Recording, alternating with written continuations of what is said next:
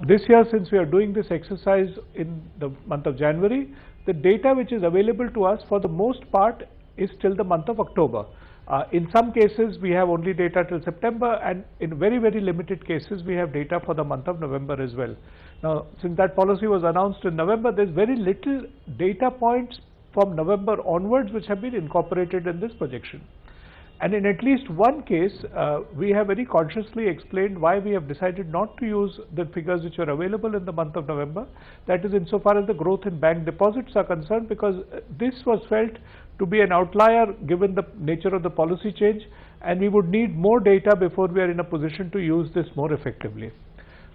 So it is essentially a projection based on substantial data for the month of October, which has been projected to the full year using the standard methods of projection which CSO has used all along. But the fact is that the numbers that you have of 7.1 do reflect a slowdown from the first half growth.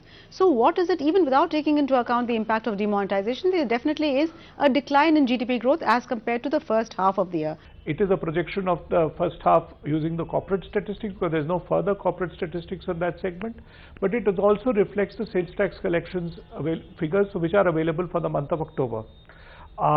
In other areas, it is partly influenced by the index of industrial production, which also came in for the month of October, and you can recall that number also came in less than what had been seen earlier.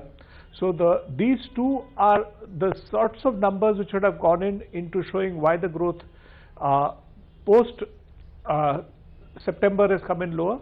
There is another element.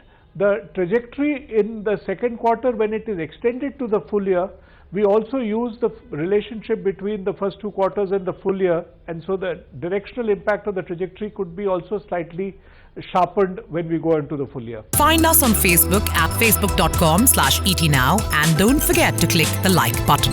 You can also follow us on Twitter at ETNowLive. To stay updated with all our programming, hit the subscribe button on our YouTube channel by logging on to youtube.com/user/ETNow.